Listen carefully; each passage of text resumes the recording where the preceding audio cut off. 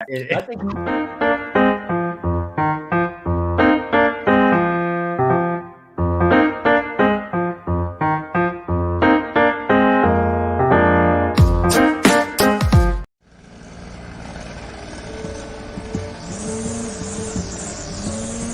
Thanks, Charles, for letting me use your gardening supplies.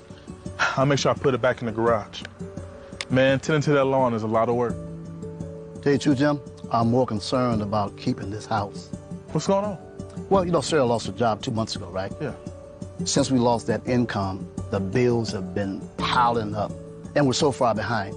I don't want to lose the house because of back taxes. I don't know what to do. I understand. The same thing happened to my sister and her husband when he lost his job. Do you know that the Wayne County Treasurer has plans and programs to help people stay in their homes? No, I didn't. Tell me about it. Yeah, go to www.treasure.waynecounty.com to see if you qualify. What's that site again?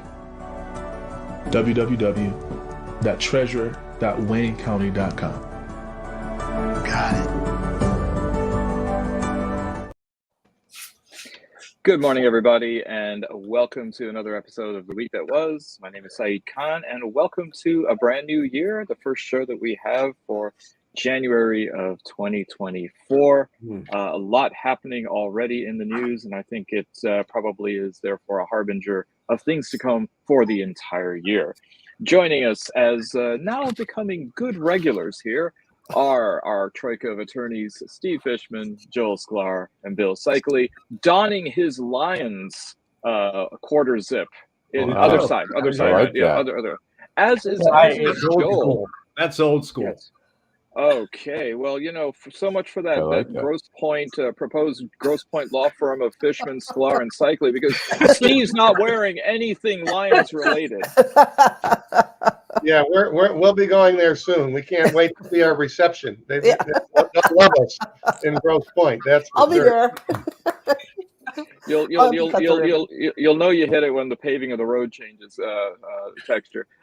We have labor and community activist Barb Ingalls. We have veteran journalist Nancy Derringer, and of course we have co-founder of Deadline Detroit, Allan Lengel. So first off, we have a vacancy. Well, not a vacancy, because apparently now they've got an interim president.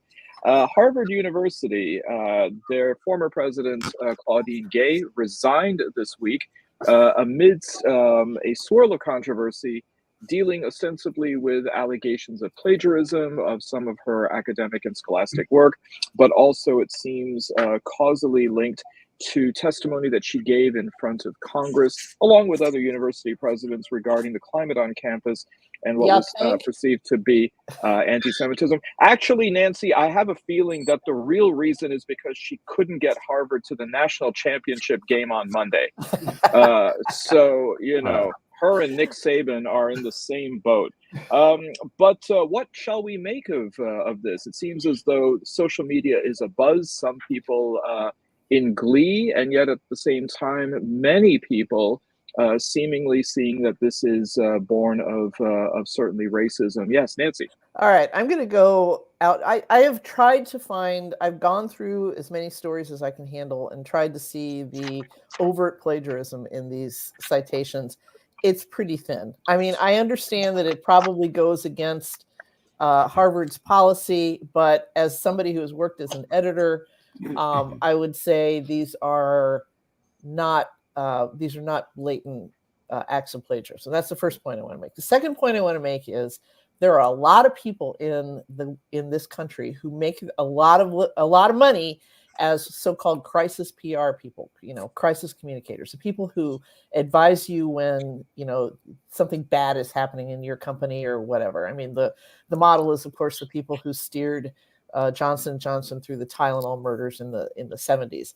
But if these people could not see that these women, these presidents, could not see that they were walking into a trap in this, they were not being well advised by their comms people. I mean, somebody should have been able to tell them that.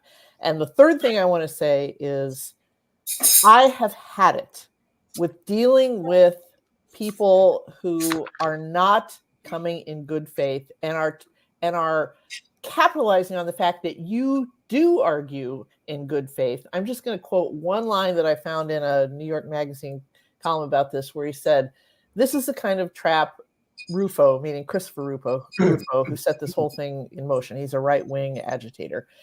Specializes in exploiting. He attacks targets that maintain high ethical standards, which he himself doesn't care about at all, forcing them to choose maintaining their standards and resisting his nakedly political agenda. That guy was Okay. And that to me is the whole story here. I mean, he exploited the fact that Harvard cares about this stuff and he doesn't give a shit about it.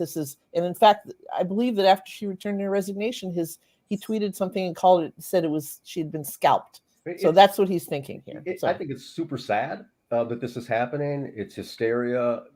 Whatever she said, she said. I think that Bill Ackman, who's a billionaire, who's using his money to get rid of her, is an awful thing to do. It simply reinforces anti-Semitism. That he's controlling this.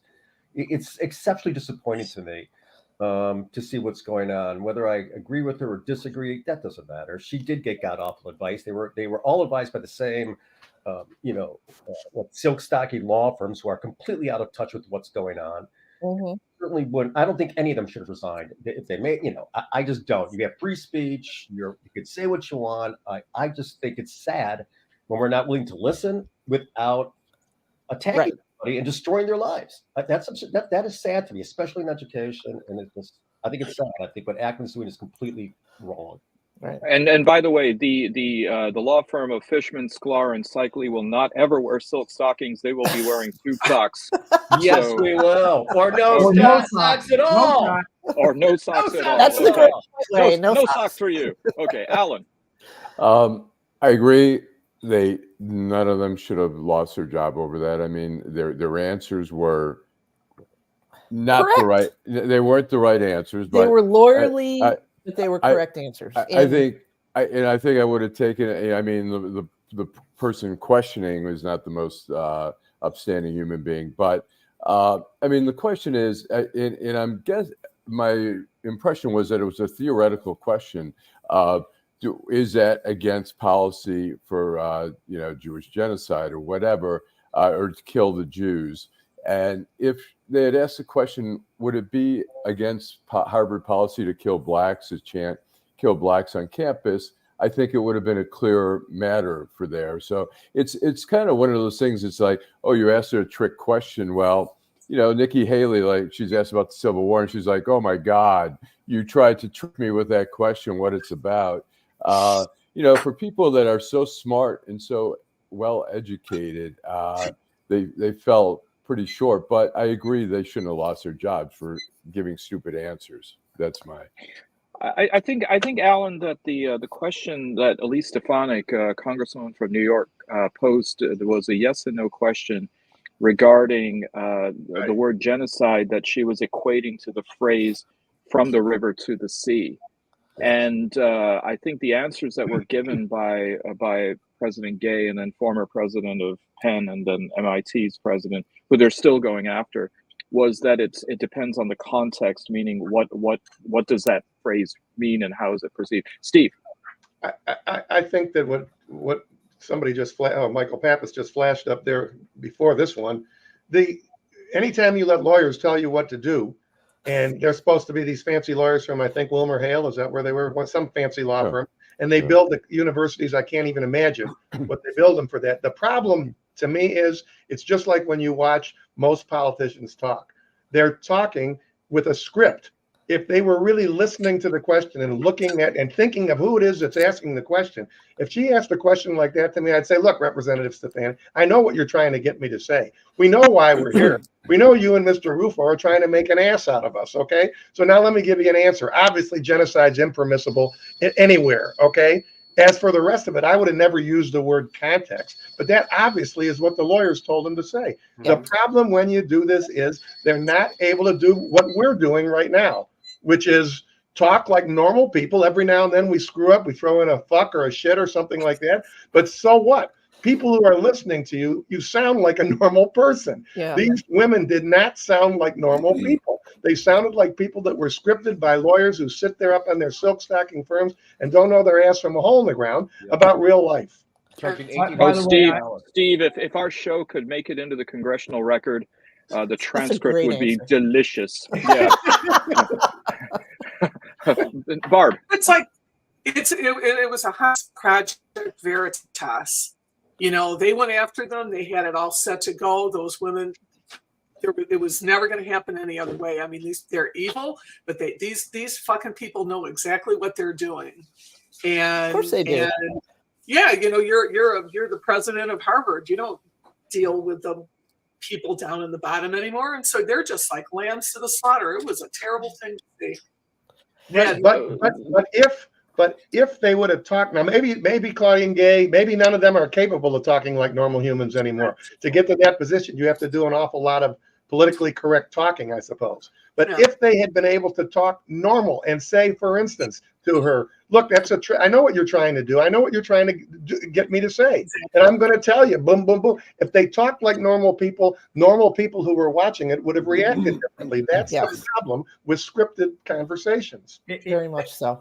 Can I just jump in? First of all, there's nothing intellectually honest about what happened here. They went after her for plagiarism. Harvard had done the investigation on the plagiarism a while ago and determined that it didn't violate.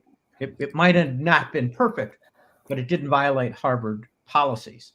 And so it was already beyond that. They went back and looked for another reason to get rid of her. I agree with what everybody else said.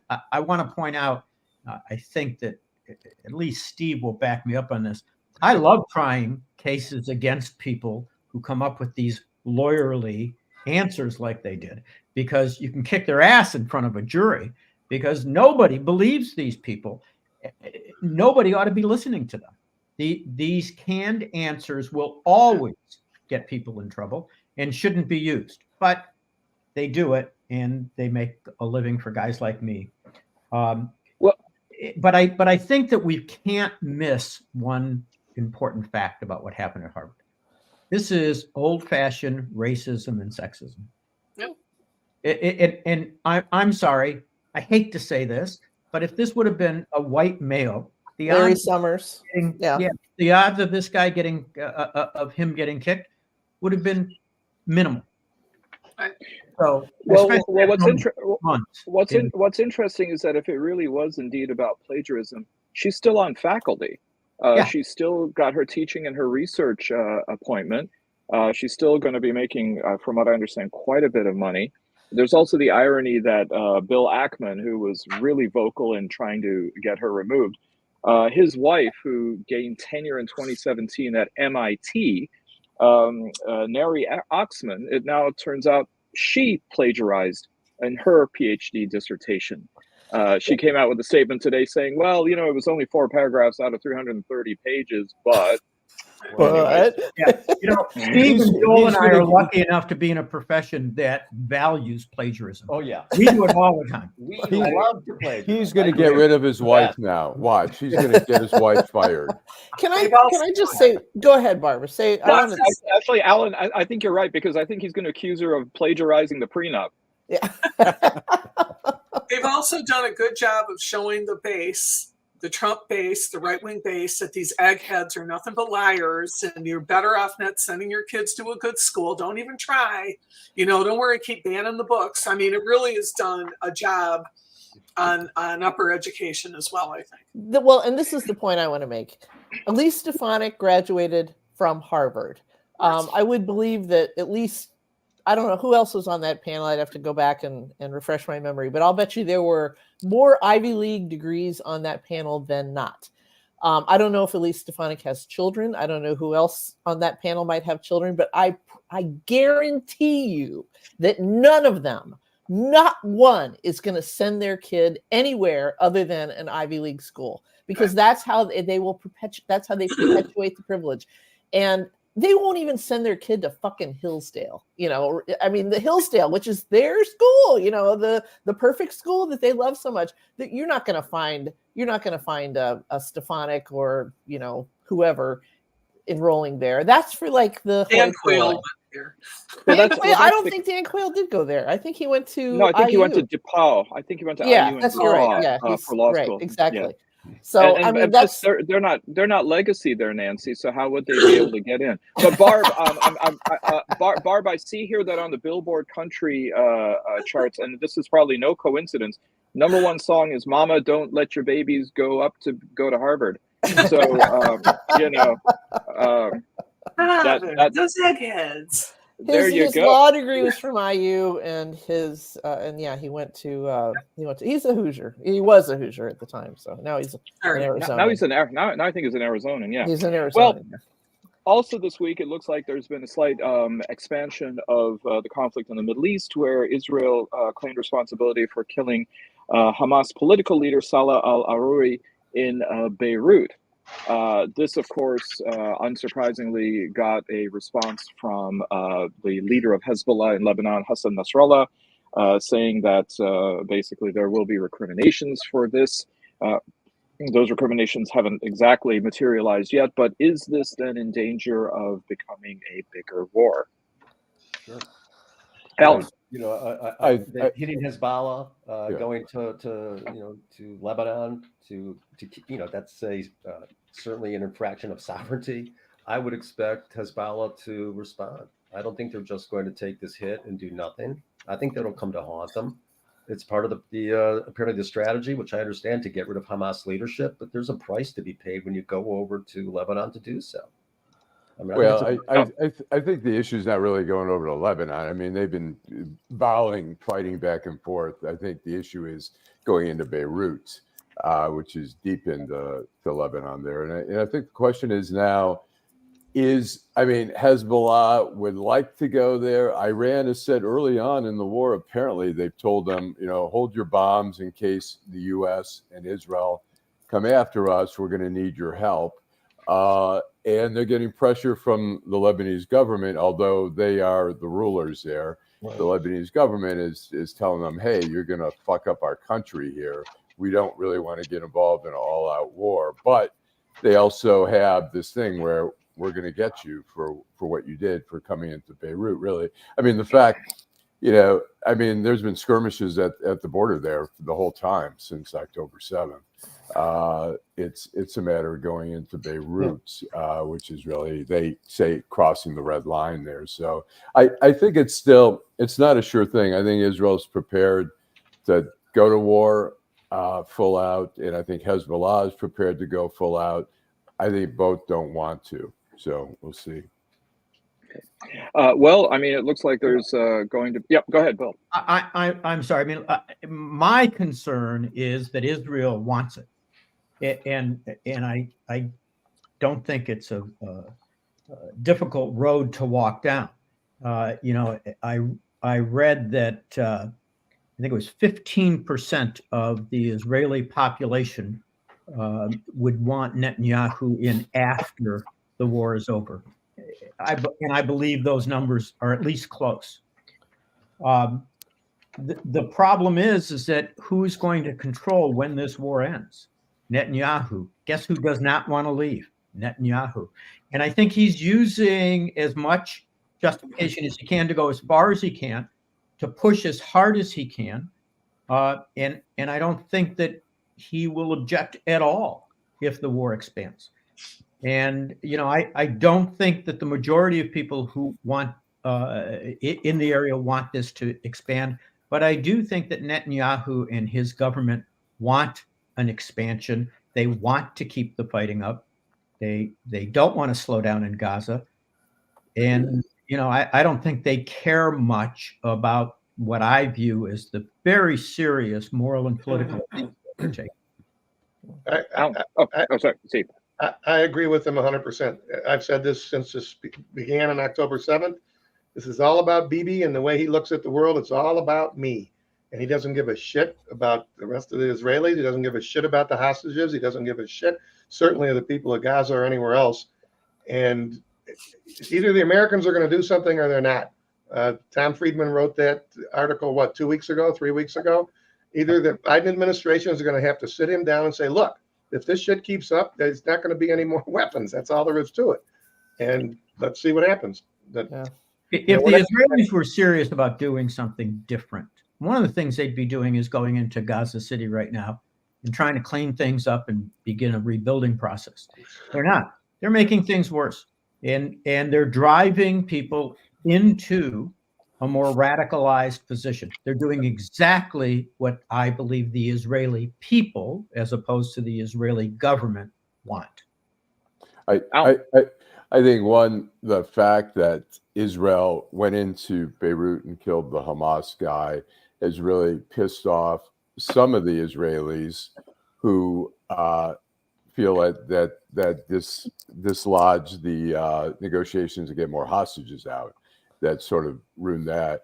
I think, look, there needs to be pressure on Israel, but there also needs to be pressure on Hamas. I mean, Qatar, Egypt, But Allan, wait a minute. How can you do this? I mean, I'm sorry. I love you. You know I love you, but that's beginning to sound like Trump saying there are good people on both sides. No. It's not like Hamas is doing much at this point other than getting their ass kicked. I agree that there ought to be pressure. They have hostages. Hamas is doing. They have hostages. They've released hostages.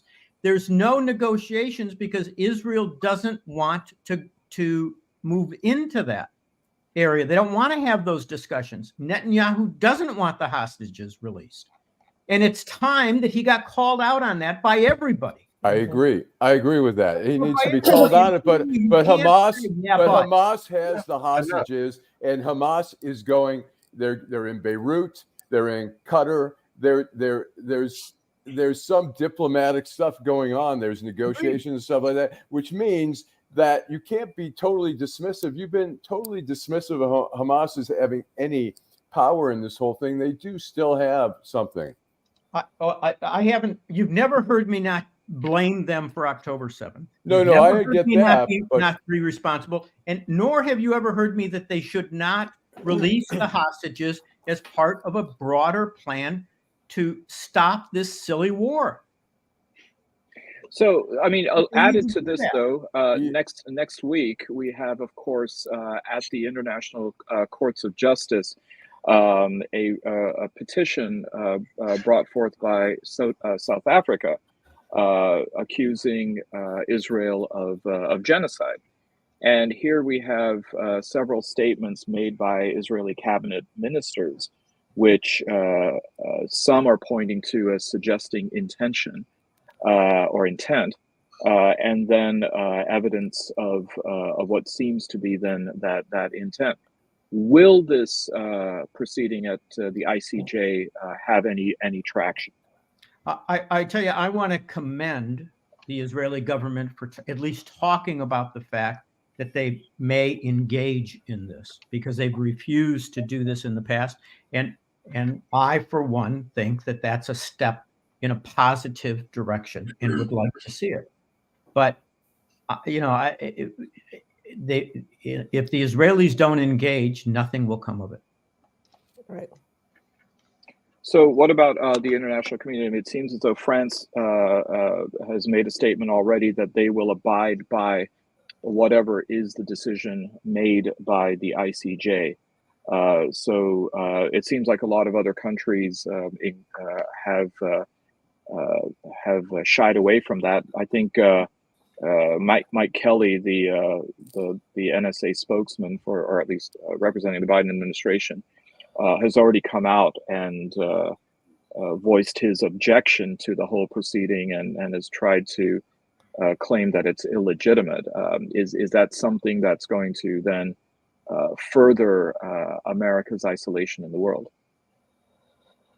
I think politically it's going to be bad for Biden, whatever. I mean, he's facing a lot of pressure right now as a result of that, and he's trying to do a balancing act there. And it's a crazy election year, and this is still, I'm sure they want to go away. I mean, there was a comment saying Allan, what evidence would it take for you to accept that Israel doesn't want to end the war? Netanyahu may not, but and that's the danger of somebody who's trying to save his ass. In the same way we have Trump running for president, Netanyahu can't be trusted that he's doing things for the right reasons, and he should be removed now. People say, "Oh, you can't remove somebody in the middle of the war," but they've got their war apparatus in place. They need to get rid of him.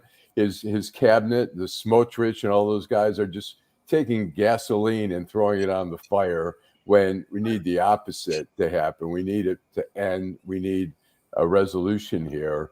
And you have a crazy cabinet, you have a crazy prime minister, and his cabinet members are even worse. They're horrible, and so I don't know. It's fucked up, whatever, Thank you for that. And I'm dodging. I don't think I'm dodging the question here. It's I think I'm trying to take a look at it. So whoever West Coast 3894 is. All right. That's by the way, that's also the locker comm I use at Lifetime Fitness. So I'm just giving that away now, and we'll obviously have to change things. So closer to home, it looks like 2 former Michigan House staffers have pleaded not guilty to embezzlement charges.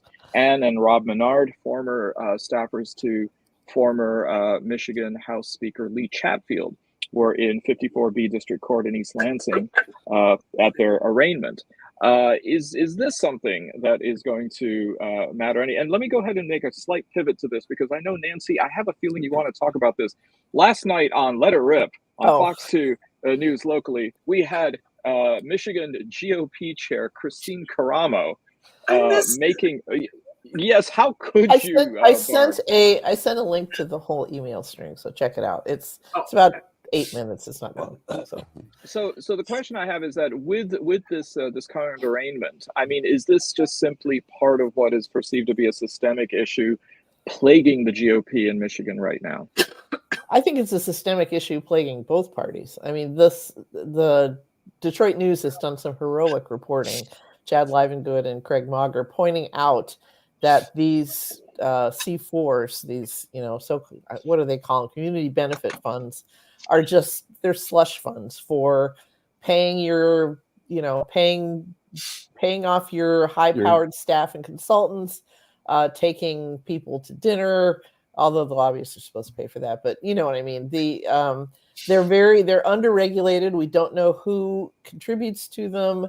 And apparently these Menards, which I keep thinking, you can steal big money if you're Menard. Anyway, these Menards figured out that it's extremely easy to double bill these accounts because nobody is paying any attention to them. And so, they were able to steal. You can't steal from those accounts. You can allegedly steal. They're loose. They're loose. Okay. They're loose. I mean, in terms of what the money goes to and stuff like that. But they were stealing from the fund. They were embezzling. They were doing it for personal. They were embezzling. Allegedly, exactly. They were embezzling. But I mean, they were doing stuff that it's like whenever they catch the church secretary, and it turns out that she practically bankrupted the church because she was paying fake invoices and taking herself to Vegas and all this stuff. I mean, this sad little story breaks regularly in our world. And they just figured out there were ways to do it. And so, they were buying Gucci and eating at fantastic places. And there you go.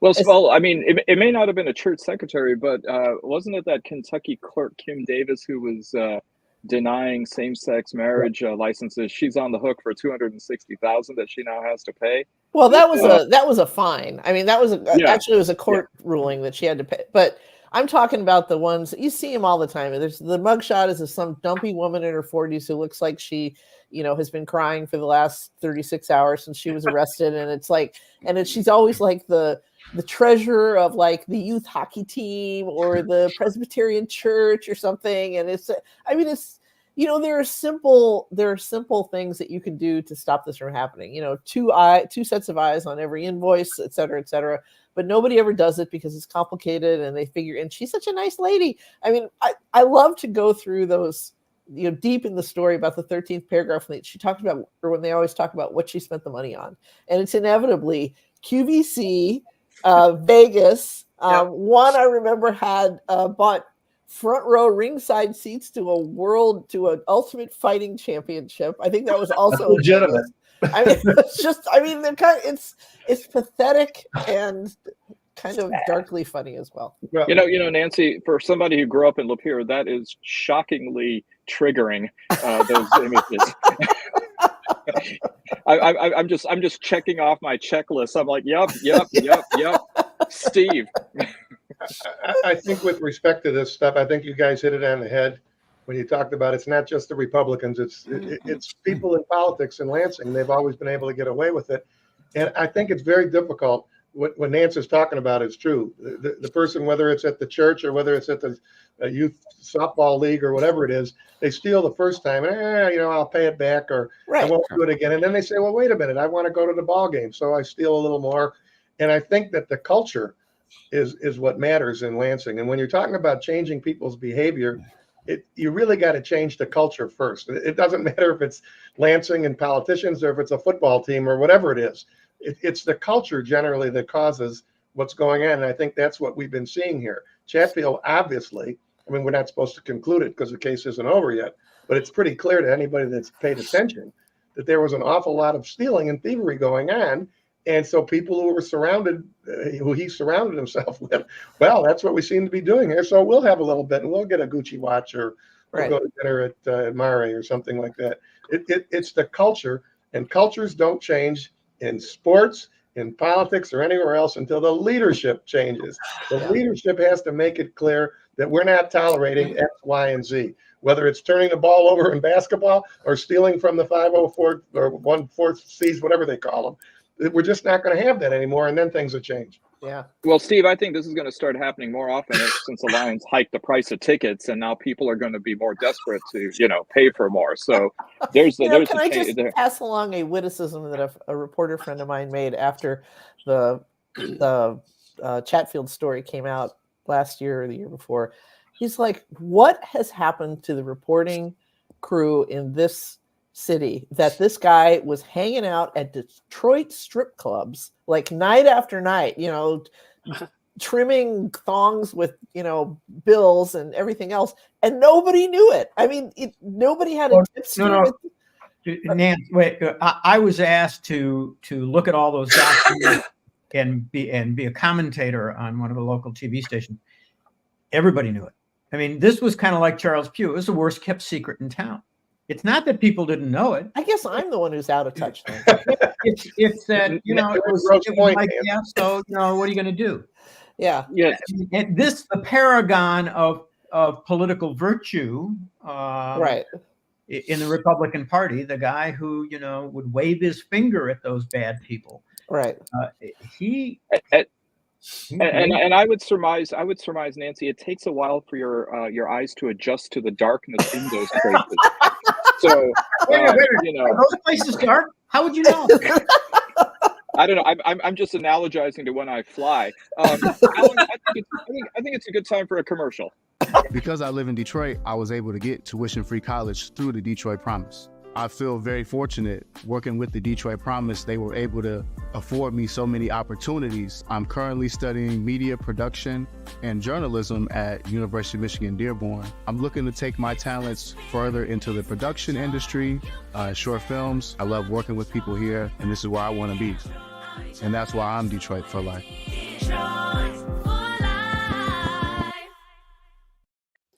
Okay, who's John? Get the guy on here. I have a setup when we go talk about sports, because this video we have from the Las Vegas court, which is entitled 4th Down and 1. In accordance with the laws of the state of Nevada, this court.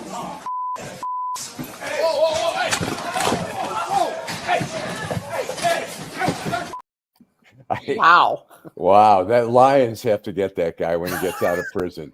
That was he denied his probation, wasn't that? If you go back and watch the entire video, this is really amazing, because what the guy had been involved in a number I don't know, 5 or 6 different charges over the years and gotten minimal jail time and probation most of the time. And he was telling the judge, I'm in a different place now. It was a different time. I don't think you ought to send me to jail. And she, like many judges, she just said, Sorry to your bullshit. A lot of chances here, and it's time you took some real responsibility for what you did. And before she got what the actual sentence was, this guy comes at her. It was really amazing. It's an impressive leap. It was an impressive leap. Can we watch that one more time? In accordance with the laws of the state of Nevada, this court.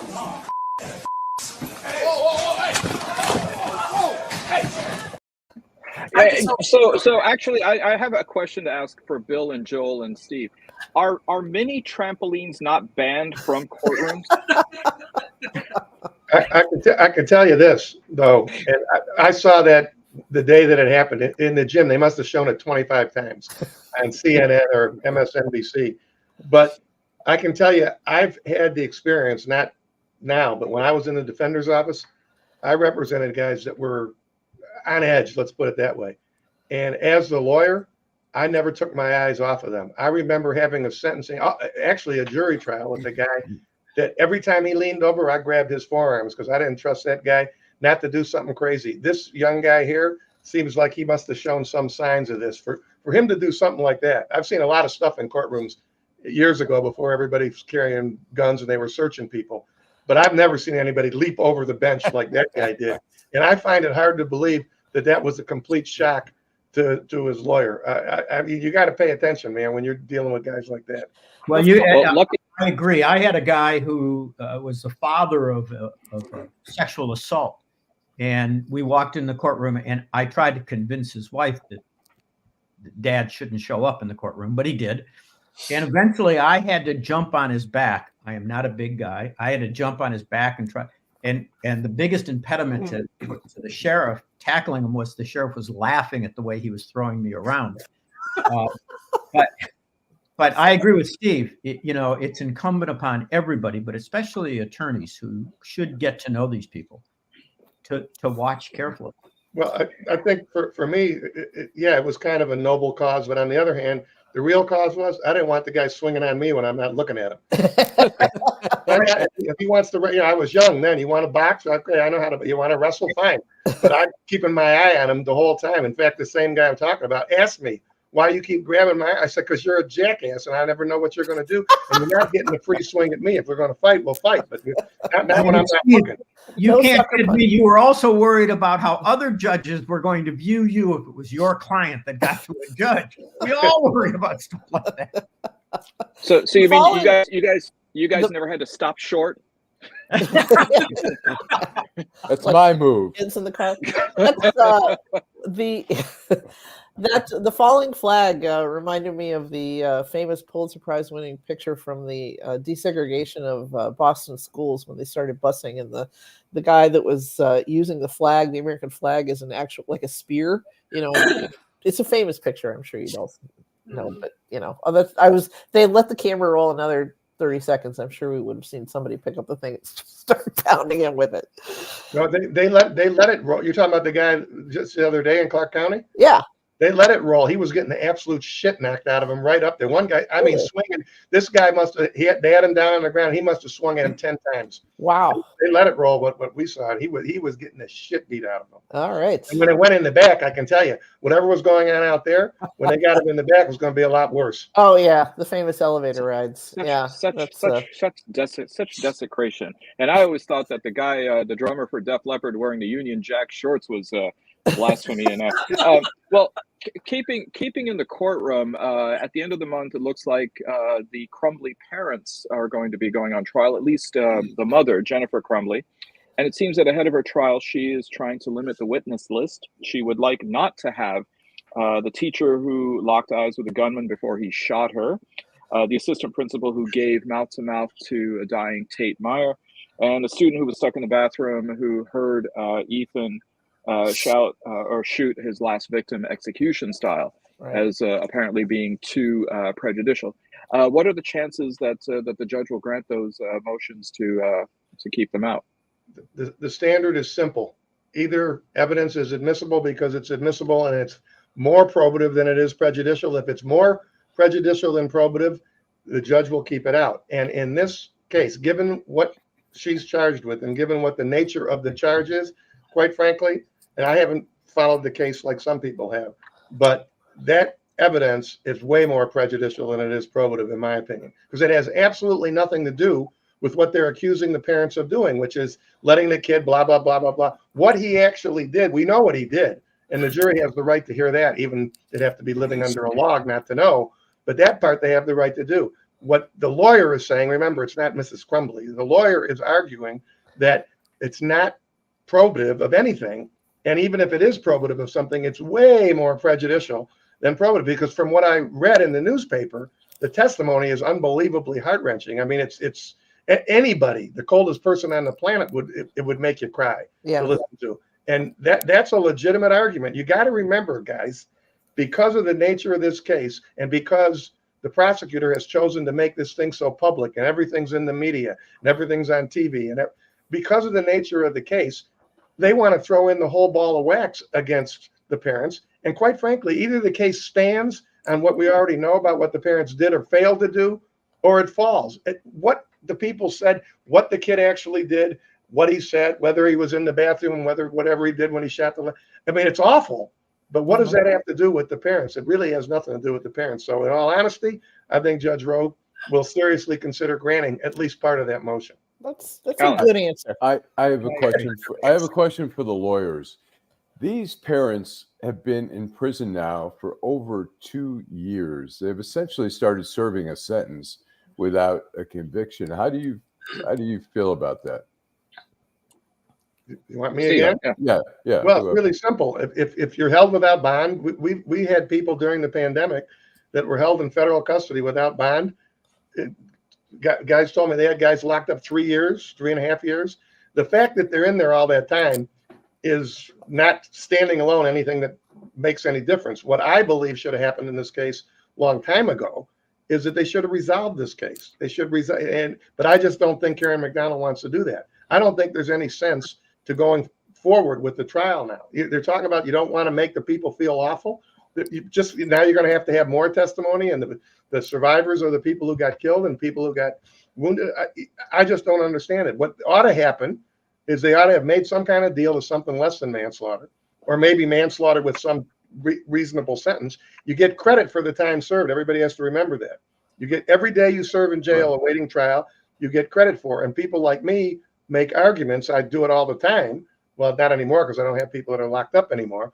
But I always made the argument that if you're locked up in a county jail, you ought to get 2 days for one credit, because that's a lot different than being out in the system where you can shoot baskets and go for walks and meet with other people. Locked up in a county jail is as bad as it can be. Yeah. And 2+ years, they ought to be able to make a deal. To me, it's already become a little political. They should be able to make a deal, get rid of these people, let them have their time served, let them do a little bit more, and then whatever it is, it is.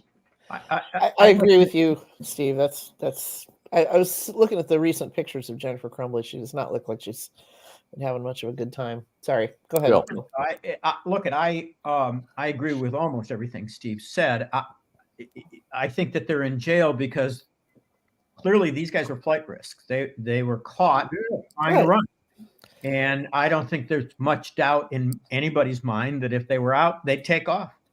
Can you put them on the anklet or something? I mean, is that effective? No? Yes? Yeah. They're too easy to cut off. And, if you want to get away, you're going to get away. But I think that Steve's point that this has turned into such a political issue covers that. I thought the sentencing of Ethan, where she slapped on a terrorism charge, which allowed every single kid in the school to give a statement. I mean, Caitlin Buss wrote a column about it, and it's like the broken clock rule applied. I mean, for once, I was kind of in full agreement with Caitlin Buss. I mean, this kid was 15 years old, fucked for life by having the worst parents. It's like, what did that serve? I mean, and one of those kids, I think, actually cribbed a little bit of his statement from Silence of the Lambs, but that's just me. So. You mean when he said, "Well, hello, Clarice"? No, the part where he said, "Get this thing out of my sight." Remember that? That was the senator's line. Yeah, so. That was the senator's line. That was a great line. It was a good line. That was a great dialogue with with Hopkins getting under his skin. Well, I want to go back and disagree with only one of the things that Steve said. I know that there's a popular belief that these trials are painful for the victims and, re-injures people, all that stuff. I'm not sure that I agree. I've tried a lot of sexual assault cases with kids, and the fact of the matter is that when I look back at the history of these cases, those cases that I've had to try actually have helped the kids begin a healing process far more effectively than a non-trial. So, I'm not sure about the common belief that this re-traumatizes the victims and the witnesses. It may re-traumatize the community. And Saeed, if I could ask you to add on something before we completely run out of time. I noticed that there was another school shooting yesterday, and actually 2 school shootings in 2 days of school since the beginning of 2024. Wow, yeah. It's only the one in Iowa. And Bill, where was the other one? I can't remember. It was after a basketball game, and it was someplace in the Midwest, but I can't. Nebraska, perhaps. I don't remember, but it was during a basketball game. After the Iowa shooting, Ron DeSantis vowed that he would not do anything to take away guns from law-abiding citizens. Well, in a lot of these cases, these people are law-abiding citizens until they're not. Right. Well, I mean, I think the election season is in full gear, given the fact that state capitals in Kentucky, Georgia, Connecticut, Mississippi, Montana, Minnesota, Michigan, Wisconsin, Hawaii, Maine, Oklahoma, Illinois, Idaho, South Dakota, Alabama, Arkansas, Maryland, and Arizona all were hit with bomb threats. Mm-hmm. So this now seems to be 18 states out of 50 in 2 days. It probably, again, is a harbinger of things to come. Well, listen, for all of you, and you can thank me and I'll invoice you later, I did my due diligence, and I'm happy to report that none of you are on the Epstein list. So, yeah. Thus far. Me and Elaine, we were like this. Yeah, right. I think it might help the show's ratings if someone shows up on it. I volunteered Steve. No, I have a question though. I haven't paid enough attention, I don't think. Is it true that this guy, who I understand was a college dropout, at one point had a net worth of $800 million? Did I see that? That is correct. That is correct. But there's a lot of people who doubt that that's legit. That he was essentially Bernie Madoff. Apparently, the head of Federated conglomerate of stores, Les Wexner from Columbus, Ohio, had been his benefactor to the tune of $200 million over 10 years. So he definitely had that. By the way, he used to teach at the Dalton School when Bill Barr's dad was the principal there. So, what a tangled web we weave. Can I say something about that? Because I'm a Columbus native, and I actually interviewed Leslie Wexner very early in my career. I wrote a big puff piece about him. But at that point in his career, he was worth about $600 million. He quickly went up into the billions. It was the Limited Brands, which is Victoria's Secret and Limited and Lane Bryant and a bunch of others.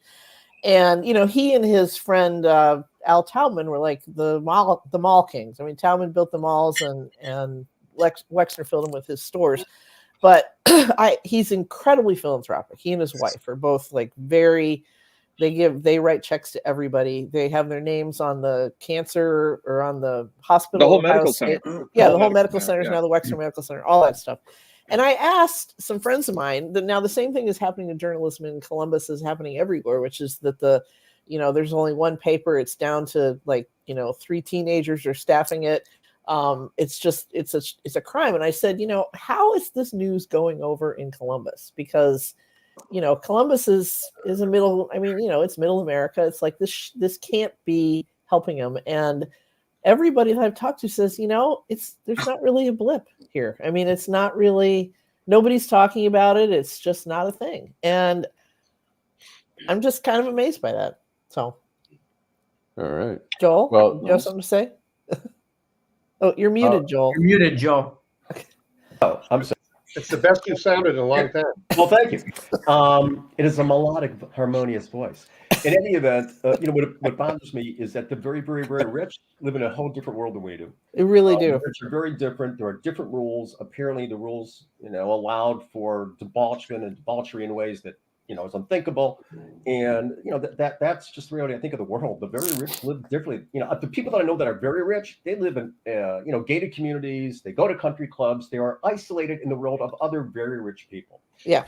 And I think that in the Epstein fiasco or the shame is that it was the very rich who were enjoying the fruits of what Epstein could provide. Yeah. Thinking that they were immune to everything. And so far, other they than have been. State, maybe some banks, what have you, it's kind of to be so. So yeah. Very rich. It's just a different world. And that's right. I know. Barb. Philanthropy covers up a lot of sins, which is one of the reasons that they do it. It's not that they're lovely, wonderful people, it's that they need to hide some of their money. They should pay their taxes. They should pay their people. That would be a nice way to do it. But it ends up being, it's like when Jeff Bezos a couple weeks ago said that he was going to give away 1/4 of his fortune or something like that. And it's a blip. It's nothing. So you're in a town like Columbus and their name is on everything and you think, oh, they're really wonderful people. It's like being in Pittsburgh and seeing Carnegie everywhere. Well, you forget that's built on the blood of the workers right everywhere, and I think and that's why people kind of get blindsided. Henry Ford, everything. Yeah. You can be a major criminal, but if you are donating to the right causes. And Epstein did that too, as well. That's going to go away if they say anything. So it's like, nope, we like our little. And if you think Carnegie was bad, Barb, Frick was even worse. Frick was worse. What the frick? Yeah. So Saeed, yeah. I have a couple humor videos. You real go quick. for it, Allan. All right, let's get a little yuck in here. And the nominees are Frank Call, roll call. Bob McKee, Florida Station of Counties, waves in opposition. Pamela Birch Fort, Florida State Conference of NAACP branches, waves in opposition. Anita Dick is an opponent. Waves in opposition. Holden Hiscock is also an opponent. Waves in opposition. What I don't get, these people, instead of buying like a 4-pack or an 8-pack of toilet paper, they buy the single individual roll. Are you trying to quit? Some characters in my wife's family, she has an uncle that can tell you exactly when and how you're going to die. He's a hitman. Seems like cheating, if you ask me. When I was growing up, the guy across the street from us was actually in the mafia. And he was a very nice guy. He used to pay me $10 every morning just to start his car. As far as that second segment, people could be weaning themselves off to go toward a bidet. It's always a I wrote a column once on a couple of guys who managed to sneak 4 of those Anita Dicks into the phone book back when we still used a phone book. My favorite, which is one I'd never heard before, was "Hey, would you blow me?" So Jablome. So they say this is "Hey, would ya blow me?" typing it in there. So anyway, every office worker at one point has heard them page for Mike Hunt. Yeah, Mike Hunt. For every sometimes once a week, but we can really Nancy, you're not familiar with the inopportune expansion by Hugh Jardon. And that's with an A. So, Ardon. So, Ardon. Ardon. You so, Ardon. I got to ask the question. Michigan beats Alabama Monday. Predictions for this Monday against Washington. Ask Joel. He'll tell us how much we're going to lose by. Well, Penix is a great quarterback. He's a great quarterback. They got a great end. They got a great back. They got a good D. There's a reason they're up to. So, can Michigan lose? Nobody. Of course they could. Do I hope they win? Certainly. But, I'm hoping Michigan wins. Did you go to Michigan? Win, but it's not going to be easy. They're playing Washington. Penix is a great, great QB. Throws the best long ball in college football. So, did you go to Michigan? Yeah. Joel? You did? Yeah. Okay. All right. You can't tell. He's the typical Jew that went to Michigan and he lowers his head and he goes, "Oh my God, Purdue's going to beat us. Oh, Penn State's going to beat us." Every single Jew you will meet will be me. I didn't think he was a Jewish mother. We've been going through this for 2 years. Last year, Joel kept saying, "Oh, we'll never beat Ohio. Oh, we'll never beat it." And meanwhile, 39-3. Here's the thing. Typically, it's just my. Here's the thing. Who knows who's going to win? I agree with Joel to that extent. This is another great team. But here's two things you can watch for. Number one, how much pressure Michigan puts on the passer, because Penix is not as quick. He's not as good a runner as the kid from Alabama, and we nailed him 6 or 7 times. Second thing, their defense, if their defense is the way it's looked a couple times I've watched them, if Michigan can have long drives, 6 minutes, 7 minutes, 8 minutes, work their way down the field, it's a lot tougher to catch up when you don't have the ball all the time. If it's 35-25 or 40-20 in terms of time of possession, that's what I'm kind of looking for. But who's going to win? There's no way to say, of course. Just to say, the Alabama it depends on whether the Harbaugh parents. That was a problem. Go ahead. I'm sorry. I was being absurd. It depends on whether the Harbaugh parents switch seats. Harbaugh's parents apparently got up and switched seats in the middle of the game and claimed that that's why they won. But God, it's like I've heard Jim Harbaugh has filed a TRO to make sure Taylor Swift is nowhere in Houston during the game. So I think things look pretty good for Blue. Just so you know, Bill, just so you know, when I read that about superstition, nobody is more superstitious than athletes. My wife, 35 years ago, walked down the stairs at our condo when Kevin McHale shot, what was it, 2, and they gave it a 3. I never let her watch another game until we won back-to-back championships. She was not allowed even in the room because she did it to us by walking down the stairs. This is like being back in Indiana when if you got up and went out to pee or get a snack or something and you came back in and the tide turned, it was like you got to leave. It's absolutely, like, you're doing it. Right. So there you go. By the way, for anyone who is interested in attending the game, looks like ticket prices have plunged from initially on Monday night around the lowest price was around $3,500. You can get a ticket for under $900 now. Some speculation is because Texas is not in the Natty. That's perhaps what's doing it. But whatever you pay for your ticket is probably going to pale compared to what you would pay for the flight down right now. What do you think the hotels are charging? They're going to double their prices. And parking around the stadium. Yeah. Well, that's why you have to stay in Austin. He somehow got 6 tickets.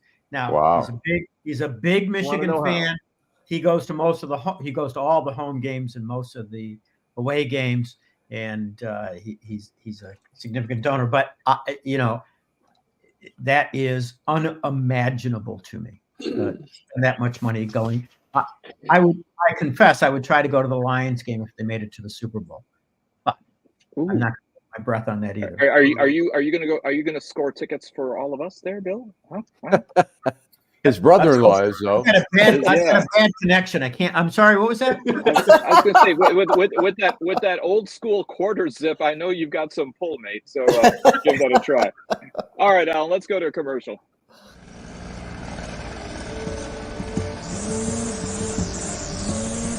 Thanks, Charles, for letting me use your garden supplies. I'll make sure I put it back in the garage.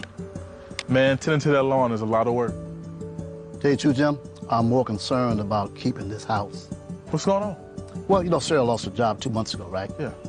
Since we lost that income, the bills have been piling up, and we're so far behind. I don't want to lose the house because of back taxes. I don't know what to do. I understand. The same thing happened to my sister and her husband when he lost his job. Do you know that the Wayne County Treasurer has plans and programs to help people stay in their homes? No, I didn't. Tell me about it. Yeah, go to www.treasure.waynecounty.com and see if you qualify. Say that again. www.treasure.waynecounty.com. Got it.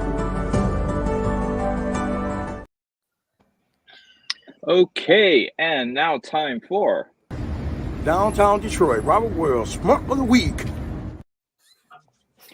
Okay, Joel, you've got the center square. Why don't we start with you? Paul I Lynn. got two. One are the is the ref crew for the Lions last week who completely blew the 2-point call, and you would have been second seed. Shonda. Bye, home field advantage, whatever it is. That pissed me off because I had that elation of joy, jumping up and down, screaming, and then like, oh fuck. So it was up and down. My other one is a gentleman by the name of Chris Laurel, who was a January 6th convicted gentleman who fled. They found him, and now he's got 10 years to serve. He's a schmuck, and he is deserving. Where did he flee to? Do you know? I do not know. I just read that he had cut off his ankle bracelet, fled. They found him, and now he's getting 10 years. I thought maybe he had gone to Russia. That would be fun. So, okay. Some places no extradition treaty. Barb. Hi. Tim Wahlberg of Western Michigan, who went to Uganda in support of they're not just anti-gay laws, they're talking about executing gay, lesbian, transgender people. And like every Pride Republican, he's backpedaling like crazy, but he said it and he said it on camera. And if you know anybody from that part of Michigan, and I do, he never meets with his constituents. He's in prayer. He's usually in prayer, I'm sure. He's usually in prayer, and this is a sign of where we will go if we let these assholes back as bad as it is. He not only he went to Uganda. He went there to be the keynote speaker in some national prayer event. It blows my mind. You can tell he was on my list too, but I've got backups. Sorry. It's okay. I got backups. I think plenty, but I think he's got a sign above his door to his office, Barb, that says only the penitent man can pass. So, okay. Steve. Mine is Tom Emmer of Minnesota, the guy who was trying to become the Speaker of the House, and then Trump called him any number of names, including a globalist rhino. When he told everybody to head the guy off, what did Mr. Tom Emmer, that manly man, do yesterday? He endorsed Donald J. Trump for president. And I don't know how many years we've been watching this, and we've been seeing these guys give up their manhood to, just to kneel in front of the orange god. But there was something about this guy that really got me. He's been there a long time. He's certainly no moderate, but sounded like he probably would have been a decent speaker, and Trump absolutely shits on him, dumps his thing, and then he endorses him. So, Mr. Emmer, you're my man. You're the schmuck of the week. It's amazing how many Republicans who supposedly know better are willing to put their testicles in escrow when that guy's in the room. Yep. That was practically a curtsy. It really was. Bill. This is funny. I really thought Barb was going to take this one. My first one was Brad Allen, who was the official who blew it. Joel took that. But if you've watched Christine Caramo on Channel 2 yesterday, Let It Rip, boy, talk about a person who deserves to be schmuck of the week. Maybe Barb, you're right. She's deserving schmuck of the year, the decade. Though, as a Democrat, I have to tell you, I like her being where she is. I hope she does. I enjoy it. I really do. But she doesn't The get fired. gift that keeps giving. Exactly. Okay, Nancy. Well, I was going to do Elise Stefanik. She was the first one on my list. We kind of took care of her early on. And then I had Tim Wahlberg on my list. And so fortunately, I had a third. It was a very schmuck heavy week. And that is Dr. Joseph Ladapo, who is the Surgeon General of the state of Florida, who was apparently chosen because of his opposition to not just the COVID vaccine, but other vaccines, which for a doctor is just mind-boggling. He was on Steve Bannon's show this morning, I believe, and referred to them as the mark of the beast. I think that it's one of those, reminds me of the old joke. What do you call the guy or the person who graduates last in their med school class? Doctor.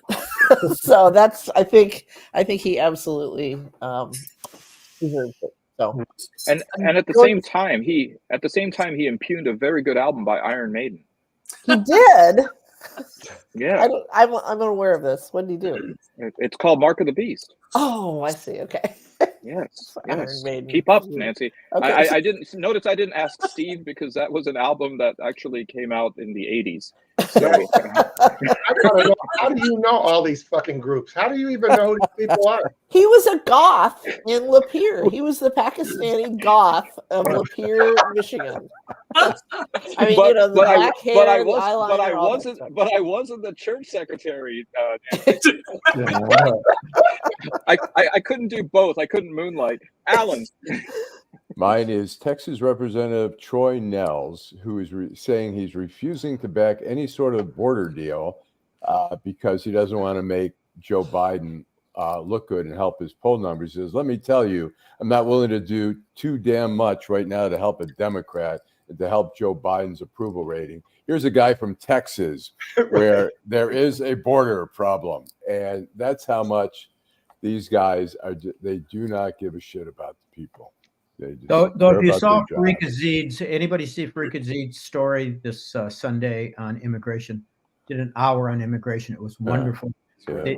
We have an immigration problem, but it's not the immigration problem that everybody says exists. Yeah. I would agree. It was a great story. I recommend it to anybody who gets a minute. One more reason to boycott the national championship being played in Houston, other than the cost. But okay. So I'm actually shocked that none of you picked my schmuck of the week. Actually, honorable mention goes to Aaron Rodgers for suggesting that Jimmy Kimmel was on the Epstein list. That was just ridiculous. But no, my schmuck of the week is founder and former CEO of Lululemon, Chip Wilson, who's criticized the company's recent moves to expand its product line to a wider market. He says he criticizes this whole diversity and inclusion thing.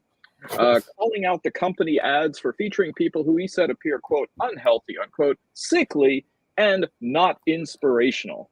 Fat, in other words, fat people. Yeah, okay, I got it. The people that stand in line outside of Lululemon to buy them, by the way. I used to work in the mall. I saw them. They weren't all skinny little people. They were normal people. I was actually going to get the job of cleaning the windows for all the people who press their nose against the windows there, aspirationally hoping that they could buy them. He says they're trying to become like Gap, everything to everybody. And I think the definition of a brand is that you're not everything to everybody. You got to be clear that you don't want certain customers coming in. Wow. Yeah. All right. Wow. Tell us how you really feel, Chipper. So for impugning the company that you founded, and of course not having any founder syndrome at all, Chip Wilson, you're my schmuck of the week. Well, listen, again, thank you for getting 2024 off to a terrific start. I am sure we're going to have lots to talk about in an election year, and the added bonus of this being a leap year, so we have an extra day to talk about that we didn't last year. So it just gets better. Thank you. Thank you, Steve Fishman. Thank you, Barb Ingalls. Thank you, Joel Skar. Thank you, Bill Seikaly. Thank you, Nancy Derringer. And thank you, and with the last word as always, Al. Wait. We got a time Just want to remind the viewers to make sure that they check out the Seikaly, Sklar, and Fishman new law office over there in Nancy's house. Steve, don't jump off right away. It's part of our DEI initiative here in Grosse Pointe. We're not even going to have our names on it. It's going to say Jew, and Arab. That's how